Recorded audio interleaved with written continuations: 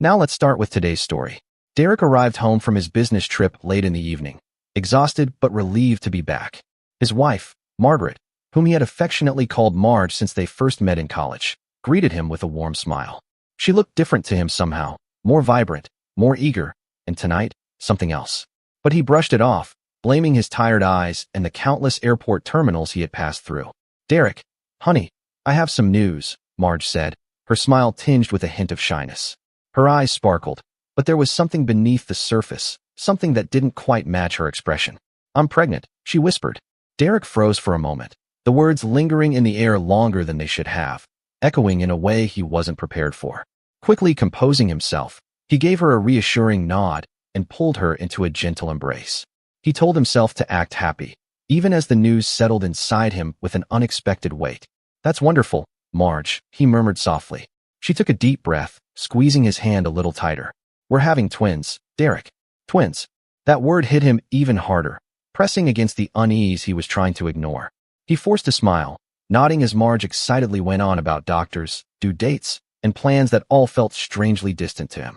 He knew he was supposed to feel joy, knew that this was a moment to celebrate, but all he could manage was a hollow acceptance, a faint attempt to reflect her enthusiasm. Before he could fully process it, she had already moved on. "Oh, we have to do one of those big gender reveal parties. With games and fun contests. Wouldn't that be exciting?" Her eyes sparkled as she practically bounced with anticipation. "Sure," he replied, doing his best to mask his exhaustion. "Whatever you want, Marge," Derek said, his tone light, but his mind elsewhere. Their young son, Caleb, perked up at the mention of a party. "A party?" he asked, his little face lighting up with excitement at the thought of games and fun. Derek managed a smile, ruffling Caleb's hair, but he couldn't shake the unease gnawing at him. He watched his son, seeing him differently now, as if through a new and unsettling lens.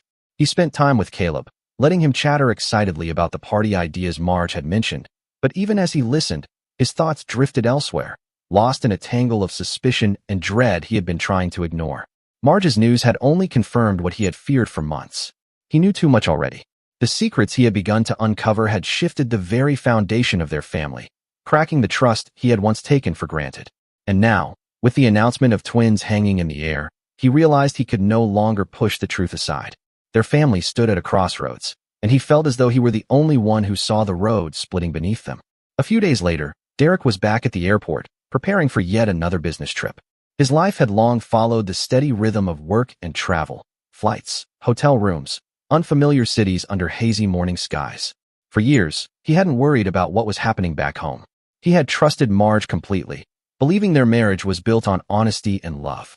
But now, as he settled into his seat on the plane, a heavy weight pressed against his chest. It was a feeling that had been creeping in for months, quiet yet relentless, a bitter unease that refused to fade. Derek had never been the kind of man to question Marge's loyalty. He loved her. She was the mother of his son. But lately, too many things didn't add up. Small details he had once brushed aside now surfaced again and again, tugging at him with quiet persistence. He flipped open his laptop, his fingers hovering over the keys before finally clicking on a folder. It wasn't work-related, no spreadsheets, no project files. No, this was something else. Something he had kept hidden, locked away even from himself. Like a bad dream he hadn't wanted to remember. Derek started scrolling, his eyes scanning the familiar screen, absorbing the silent images playing out before him. But there was no satisfaction in it. Only a hollow, sickening sadness settling deeper with each passing moment. The videos did nothing to ease his suspicions. Instead, they fueled a growing unease, stirring an anger he had tried so hard to suppress, pretending it wasn't there. He exhaled sharply, closing his eyes as he leaned back against his seat, trying to shake the overwhelming sense of betrayal creeping into his bones. His mind wandered, and suddenly, an image of Tobias, his neighbor, came into focus. Tobias, with his easygoing smile. Tobias, who had helped Derek clear the yard last summer without hesitation. Tobias, always quick with a joke, a pat on the back, a warm, friendly laugh. Could someone really be that good? That generous? That open? Without hiding something underneath? The thought left a bitter taste in Derek's mouth, and he couldn't shake it. People can be chameleons, he reminded himself. They wear masks, especially the ones you trust the most. And that was what unsettled him most, the possibility that he had been fooled. It all circled back to one thing. One final, inescapable truth that gripped his mind, even as the plane cut through the clouds. high above a world he suddenly felt disconnected from. He knew what was coming next. Marge had been eagerly planning the grand gender reveal party, a celebration she promised would be unforgettable. Friends, family, it would be a day to remember, she had said. But as Derek stared out at the gray sky beyond his window, he knew that, for him, the party wouldn't be about balloons or colored confetti.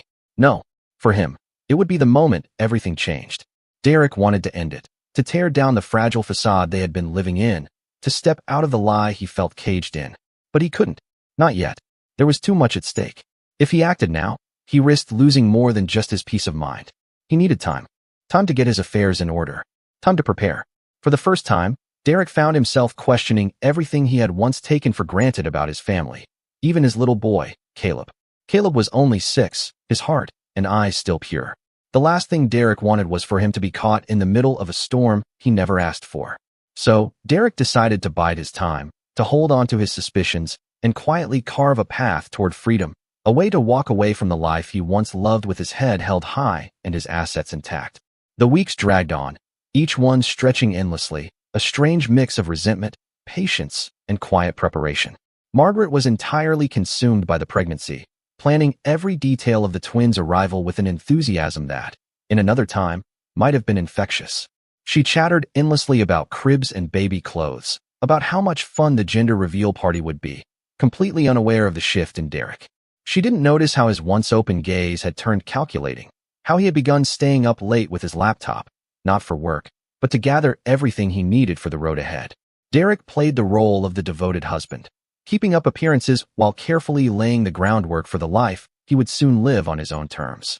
He met with his lawyer in secret, made strategic adjustments to his finances, and arranged a new living situation, something quiet and modest, far away from the illusion he had been trapped in.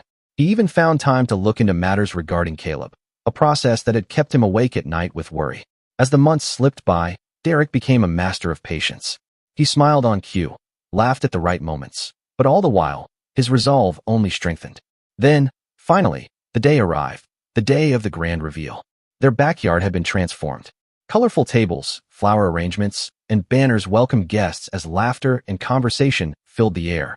Margaret, glowing and radiant, moved through the crowd with a beaming smile, soaking in the attention. Friends and family gathered around the food, exchanging guesses about whether the babies would be boys or girls. Derek moved through the crowd in silence, his thoughts miles away from the idle chatter. He wore his best suit, one he hadn't worn in years, its sharp lines matching the intensity in his gaze. Then, his eyes landed on Tobias. The man was laughing easily, chatting with another neighbor near the refreshments. Derek's stare lingered, and for a brief moment, Tobias caught his gaze and flashed a friendly smile. Derek chose not to return it. Today, Derek no longer had to pretend. He stood tall, scanning the scene before him like a hawk, feeling the weight of months of secrecy and silent resolve. The time had come. The moment he had been planning for so long was finally here, the step that would free him from the tangled mess his life had become. Margaret, practically glowing with excitement, took her place on the small platform they had set up in the backyard. She clapped her hands together, calling for everyone's attention, her smile wide and full of anticipation. "Thank you all for coming to celebrate this special day with us," she began, her gaze sweeping over the gathered friends, family, and neighbors. "Family means everything to us, and with our 2 little ones on the way, we're beyond thrilled to start this new chapter together. So, we thought a little fun contest would make today even more special." The crowd applauded, their enthusiasm buzzing in the warm afternoon air. At the center of the platform, a large balloon hovered, filled with confetti that would reveal either pink or blue, the moment everyone had been waiting for. Margaret turned to Derek, her eyes bright with expectation. He took a slow, steady breath, the weight of the past few months pressing down on him like a storm about to break. But he kept his composure. "Before we get to the big reveal," Derek said, raising a hand to quiet the crowd, "I'd like to give my wife a small gift." Margaret's smile faltered slightly, caught off guard, but she quickly recovered. She likely thought this was another sweet, romantic gesture, one more thing to add to the magic of the day. Derek handed her a beautifully wrapped box, the ribbon tied neatly, the wrapping paper bright and cheerful, an ironic contrast to the heavy, unyielding look in his eyes. The crowd hushed, curiosity thick in the air as Margaret carefully untied the ribbon and peeled back the wrapping. She lifted the lid, her smile slowly vanishing as she took in what lay inside. 2 stacks of paper. The first, thick, official, unmistakable, bore the stamped words, divorce papers. The second, thinner but no less devastating, was labeled DNA test results. Derek and Caleb's names were printed in bold. Margaret's face drained of color. Her fingers trembled as she pulled the papers out, her mind struggling to process the truth staring back at her. Murmurs rippled through the guests, confusion spreading like wildfire. Conversations halted.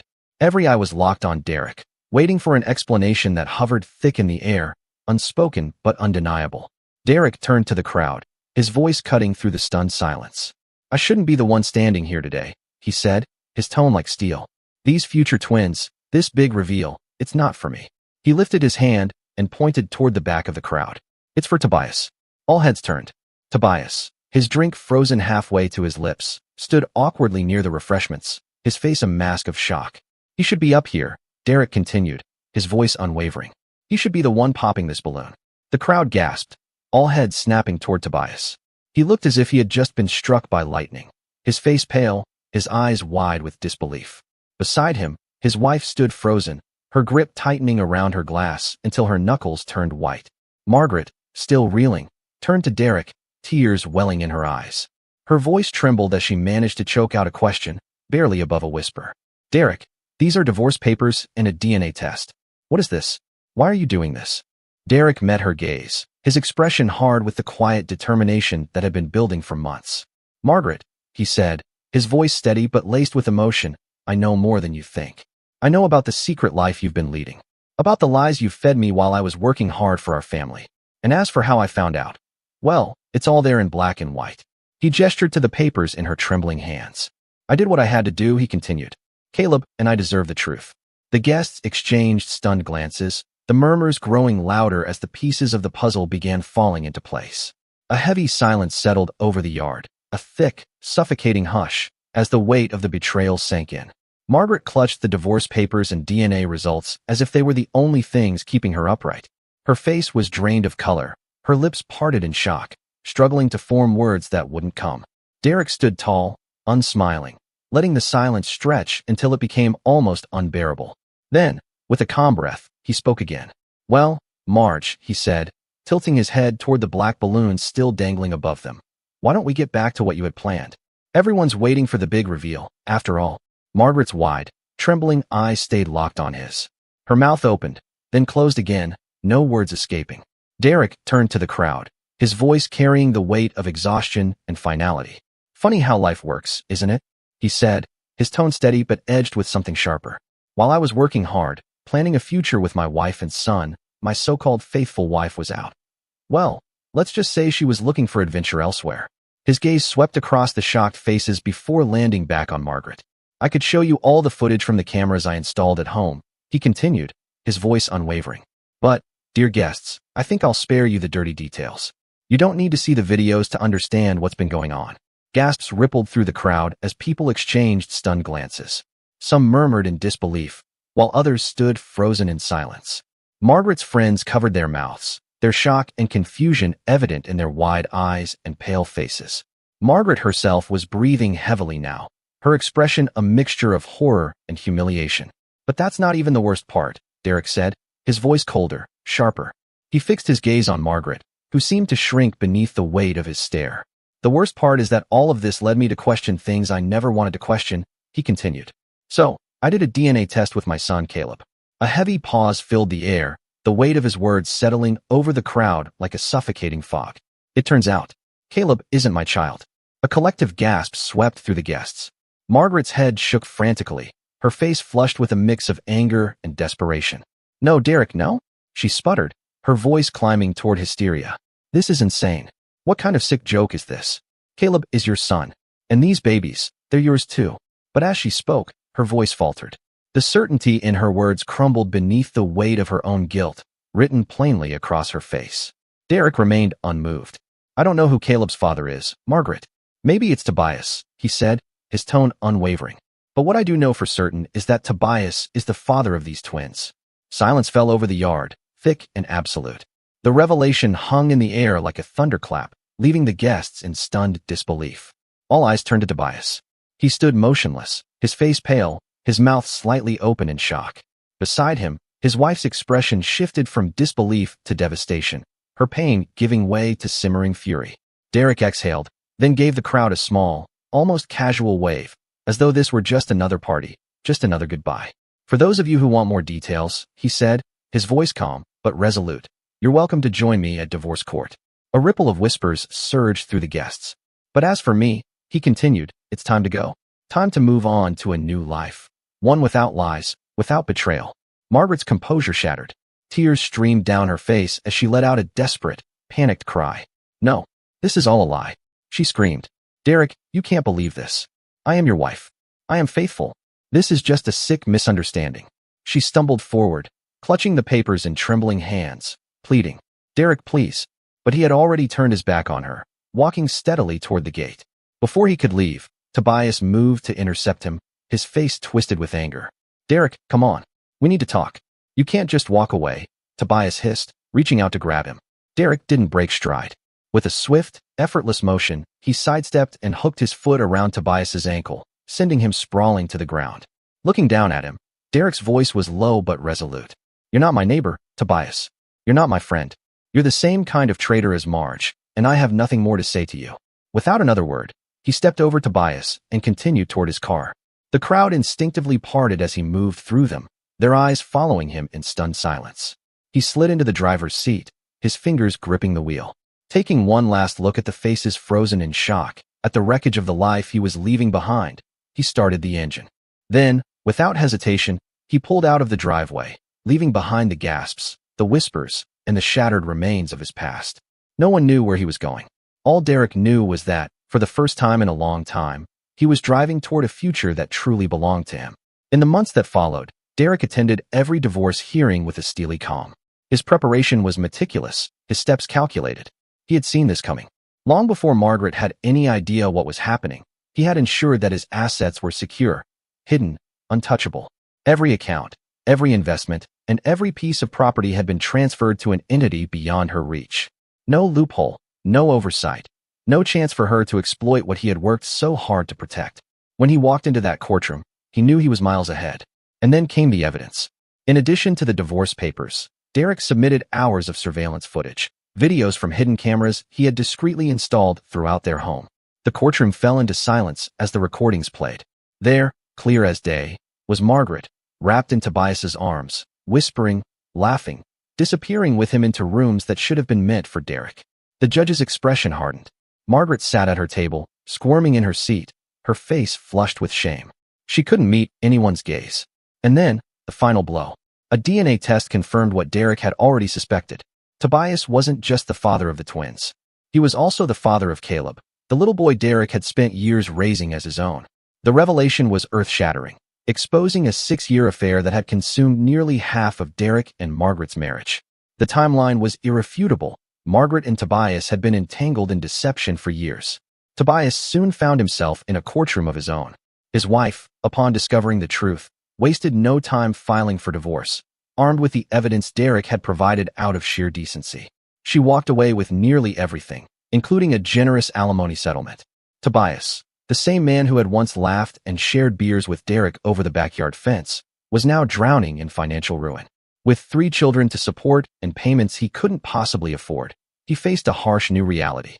Margaret and Tobias were left with nothing but each other, a broken foundation of lies, a mountain of debt, and the daunting task of raising 3 children without the stability or trust they had once taken for granted.